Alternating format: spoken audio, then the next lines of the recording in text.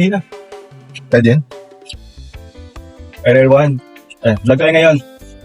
Interview natin si Doc Gigi, mga bakit importante insurance sa mga may sasakyan. Yan. Ano tayo, managers ng claims department, pre, no? Insurance. Tayo matutunan kay Doc Gigi ngayong araw na ito. Alam mo, napaka-importante ang pagkakaroon ng isang pagsiguro sa mga property o pag-aari Si Doc Gigi, ano tayo, non-life yung ano nila, yung ano lang business, insurance. No? sa mga sasakyan. May life din ba yun? Yung life, kasi sa company namin doon is yung ano yan. Yung, May life insurance arm. oo. No. Life pala Pero pa sa inyo. more engaged ako sa more engaged ako sa non-life. Ano ba life pala lang, ano? Mga life insurance, about education, Anong group, anong camp under, anong subsidiary? ano ba yun, yung parang si Drepa. Grepa Life siya eh. Drepa Life, ganun. Sa inyo yan, pre, under the group. Under yung Chenko, umbrella. Ginang life life, ano? Oo. Yan.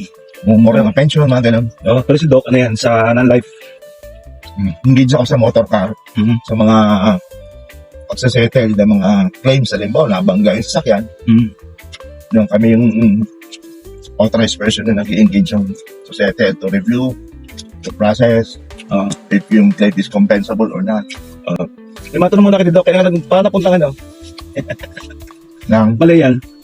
Nako, Anong history mo dyan? aksidente. Ganda, guys, ano natin history, Doc? Aksidente. Aksidente lang. Checkis ako noon. That time kasi walang mga rider yung kung saan ako nag-work. Anong taon ba yan? Mga 90s? 1993. Early 90s.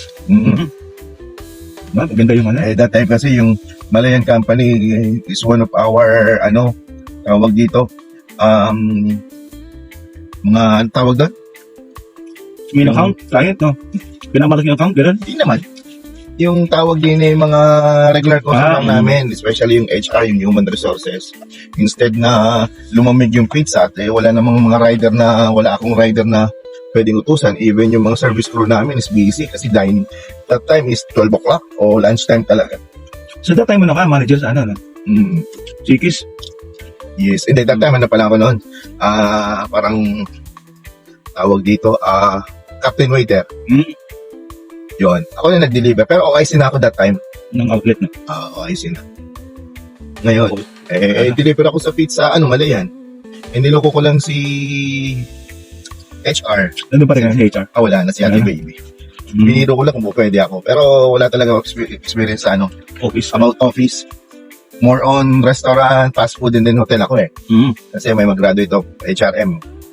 And then, binigyan lang ako na by data, alam mo yung tagpipiso? May bilis pa sa sidewalk. Oo, tamang-tama nun. Sabi sa akin, may 1 by 1 ka man dati, 1 by 1 pa yung hihingi nun, hindi pa to by 2. Hindi so, sa mga background. Oo. Habang, nantay ko yung bayad, pinapapilapan sa akin yung by data. Until sa matapos ko, and then yung mga bandang hapon, nang pauwi na ako, tumawag yun sa Shakey's. Ang tawag na? Kung pwede. Wala kong email dati, no? Tawag na. Kung pwede, mag-base ako ng maayos about office attire dahil may interview daw ako, kinabukasan. Kako, sabi ko, dito, night shift. Sabi sa akin, tama-tama, umaga ka pumunta. Hindi ka, di banat. Hindi na interview. Tapos, pinag-exam. Na-interview, hanggang makapasa, hanggang medyo mataas yung examination results. And then, pinapunta ko dun sa taas, sa SAGE, bilang account executive. So, ang sales na ka dati? Pinakaunang offered? Yung offer sa akin position is account executive. So, na-interview din ako. Nung nalaman ko during the interview, more on, tawag dito, syempre, gagamit ka ng computer.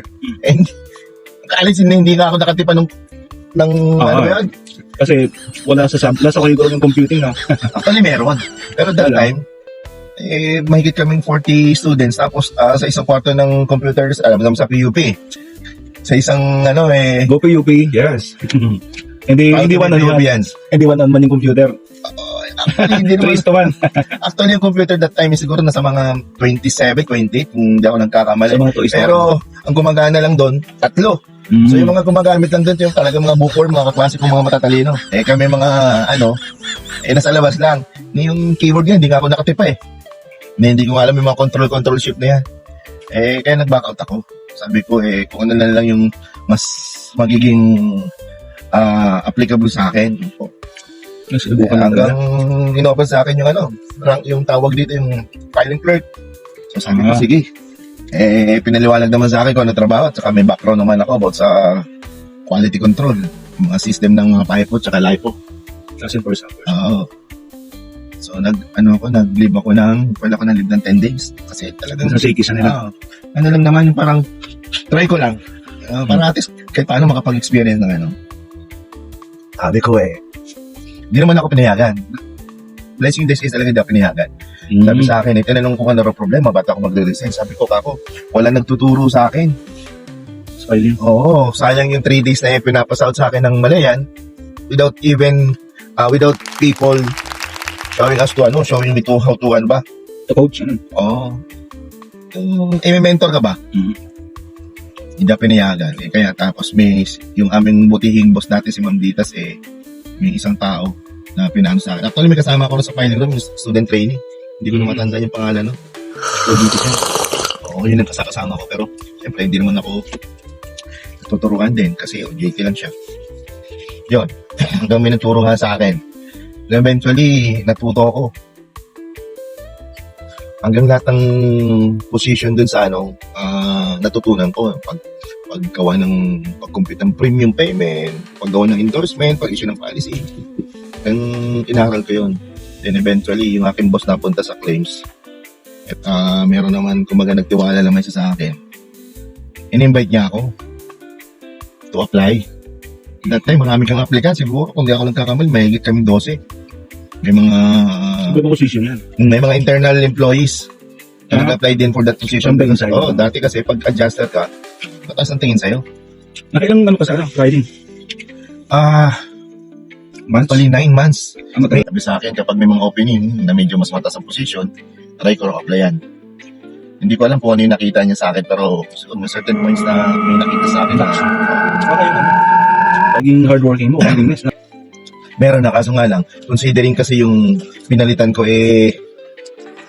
tawag dito. Hindi i-implement yung database system. Kasi tamad yung sinundan. Medyo sabi na natin ganon. Hindi ko alam kung bakit ganun yung naging sistema yan na talagang bulagsak yung mga files. Actually, naging account executive yan So, nung hindi na pinayagan nga, naisip ko, lagyan ng mga tag yung mga files. Gawan ko ng sistema yung first in, first out. Kasi everyday may nagbibigay ng mga dokumento sa akin para i-file So, nung isang araw na bumisita, sumilip yung boss ko. Tapos mapasok ako that time, 6 o'clock, nasa trabaho. Tapos minsan umuwi ako 9 o'clock. Galing ka pa na yan, ng Sampaloc, no? Sampaloc pa. Tapos yun, naging, evaluator. 17 years akong naging evaluator bago ako naging 17? adjuster. Evaluator muna, bago i-adjuster. Ako yung mga nag-evaluate. Anong pinaka-job description ng evaluator? Ikaw yung nagkakandak ng ocular inspection. Ikaw nagde-determine if yung bangga ba, yung damage ba. Evaluator yun. Oo. Ikaw taga-picture ng bangga ka na.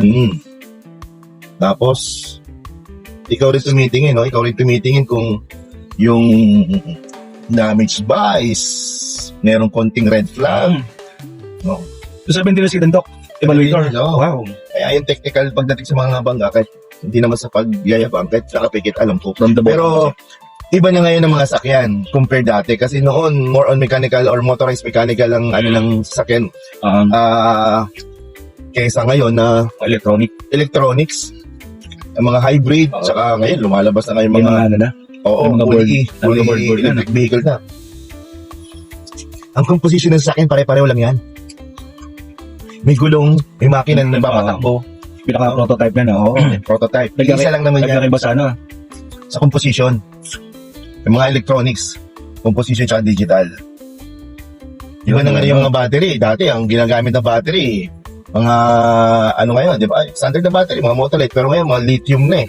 Talagang matagal. Katulad ng mga fully electric vehicle ngayon, ang life shelf daw ng battery niyan is tumatagal ng 15 years. 17 years Tsaka- sa... Kaya balik 1994? Ha? 1994 hanggang 2000, diba? 17 years. Hanggang, I think, parang kung di ako nagkakamali ito, 2015? Mas 15 ganun. Oo. 2015 nata ako naging ano, no? Oo, kasi 1994 ka. Ano? Kasama sa pagmamalaki ko lang, minahal ko ng usa yung trabaho. Minahal ko ng usa trabaho kasi siyempre iba yung iba yung kumpanya na kung saan ka masaya eh. Di ba? Tsaka I cherish kasi loyalty. Hindi pa laging salary motivation, eh, no? Oh, actually kasama naman 'yon. Salary motivation. Pero because masaya ka dun sa treatment ng management. Even yung mga kasamahan mo, mga co-employees mo, Sa Pro Evaluator, adjuster. Ilang taon naman doon? sa adjuster, Oo. Adjuster. Wala naman po siya, adjuster. sa 10 na ata. Tapos manager na. Manager na. From rank and file hanggang maging manager na. Sana yan, more or less, mga 30 years na, no? 30 ba? 30 plus. Going 30. 5, 15, going 30. Going 30. Di ba, dati magkakasama pa tayo, no? Sumawar na ng 30-year, ano yan? Tsaka pinagmamalaki, isa ako ron sa nagkaroon ng award ng ano ba yun, yung Shining Star, tsaka Shining Star, Example. yes. ibig sabihin, model employee ka ng company, same time, Sana yan? model employee ka rin ng buong group ng Yuchego. Abong group of, Yuchego group? Para maglalaban-laban ba? YGC. Let's say, model employee ka ng company mo, and then yung iba naman model employee ng ibang company. So, pinalaban ka ng group ng company mo? Dalawa kami noon. Ilang group ba sa Ilang group ba yan? Sa under the umbrella? Hindi, marami. More than 10? More than siguro. So, more than 10 naglaban-laban sa Shining Star, no? Kasi kung nanalo, Doc, Yes. wow.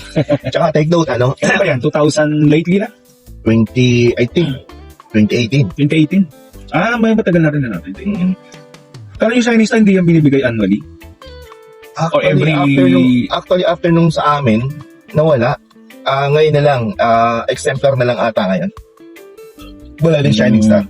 O Shining Star kasi, ikaw yung, I don't know, with HR. Ano naman gawa ng adjuster? Anong pinagkaiba sa evaluator? Ang evaluator kasi, ikaw yung nagkakandak ng ocular inspection. Nagde-determine if the parts were damaged or not, or can be repaired or not. Tapos, ang adjuster naman, ikaw naman yung nagre-review, no? Nagre-review ng mga dokumento na Sinasabit ng evaluator. Ikaw rin yung tumitingin whether the claim is compensable or we can process the claim or we can consider to deny the claim. Ikaw yun. Ikaw yung may pinaka-powerful. Minsan nag-i-slash ka rin.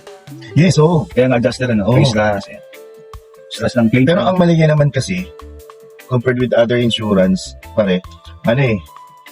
we pay fair, tsaka just. Unlike those kumbaga hindi binabarat yung Oo, kung talagang kailangan ganun ang presyo, ganun lang kailangan bayaran. Kung kailangan palitan, papalitan. Kung kailangan i-repair, dapat i-repair. Hindi kagaya ng ibang insurance talagang makatipid lang, babaratin yung Kumbaga pag sa business, not profit but customer satisfaction. Yes, customer centric. Hindi binabarat na. Para magka-profit lang. Di ba, may natutunan kayo guys sa Doc. Tsaka take note guys, business-wise hindi, ako kasi while ito si Doc Richard, yung mentor ko sa Mentor? Sa ang tanda ko na, mentor. Tinuturo, hindi naman, sinishare ko lang, guys, someone. Built-in naman yung galing nito eh. Kaya share lang ako ng nauna yata ako sa academy sa kanya. Pero sa business-wise, actual yan.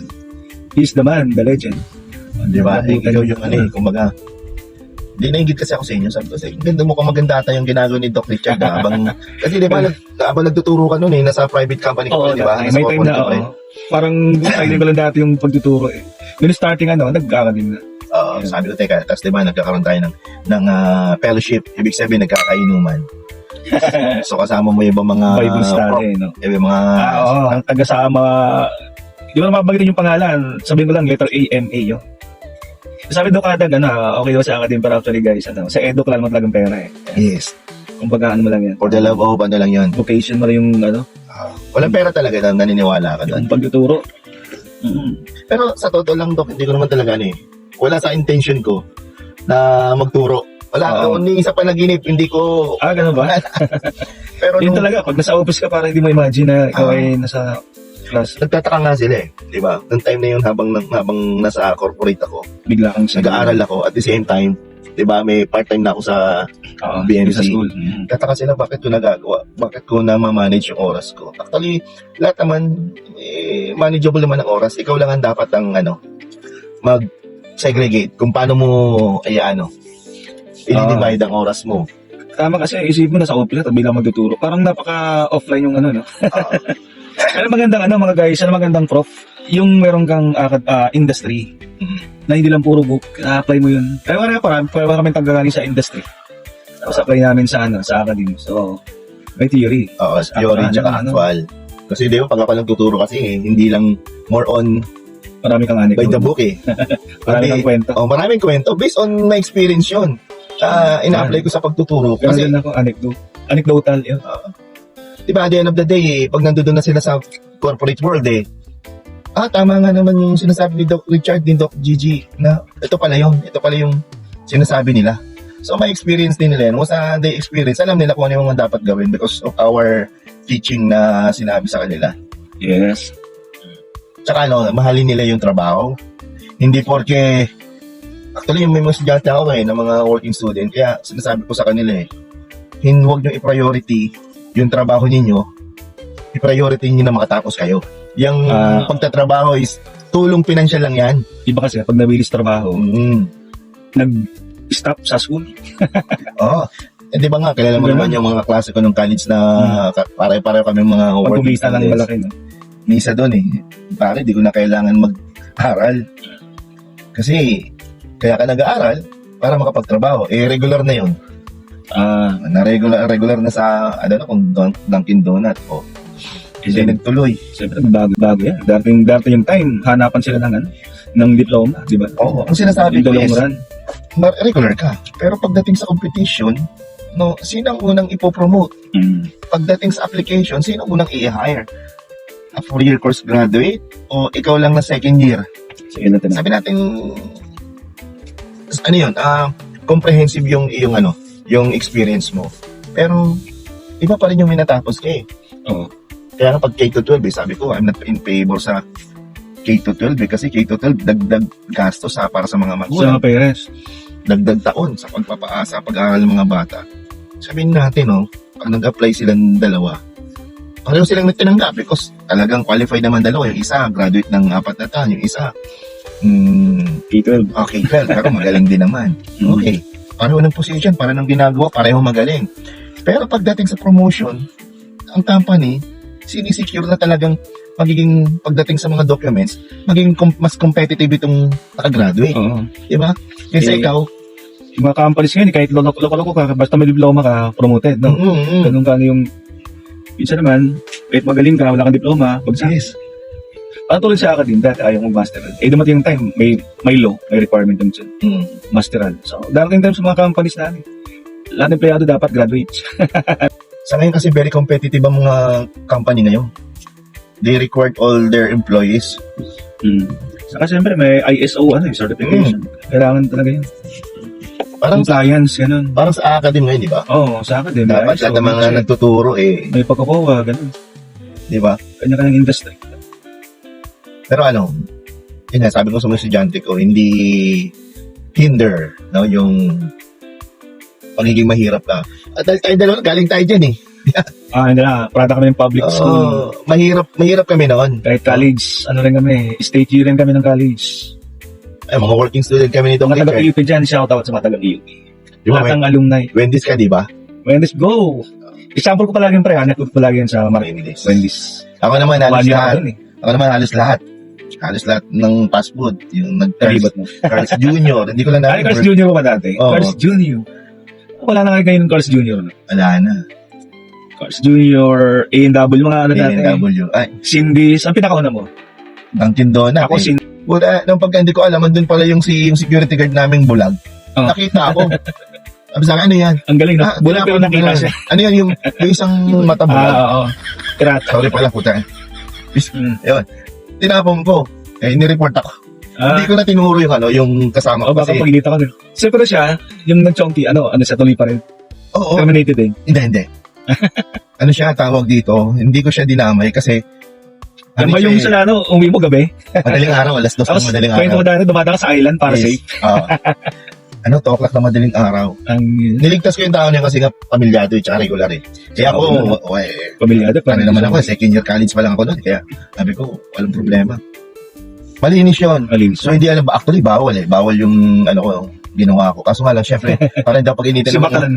Kasi, Si Bakalan ng Dunkin pag nahuli ka. oo. Inarang ka na. Oo. Tagad-dagdag kami, kaaway kami dyan. Sabi ko, kuya, hindi ako Ang ginawa ko, nagdadala ko ng konti. Siguro mga 10 piraso. So, Pagdating din yung mga bata, ayan, binibigay ko sa kanila yun. Malinis yun. parang Hindi si mo- Robin Hood, yun namimigay. Oo. Hanggang nakilala nila. Kaya pag dumadaan ako ng mga bandang alas 2 ng madaling araw, Na mga nasa taon na. Oo. Binibigay ko sila. Parang toll gate, parang toll fee mo yung ano. Hanggang ma-terminate ako. Yan guys, dahil natutunan kay Doc DG Kada ngayon about Stardom Farm Insurance. Next nating episode, about pa rin, paano naman tuloy natin yung kwento ni Doc DG about insurance. Yes. Everyone, see you next time.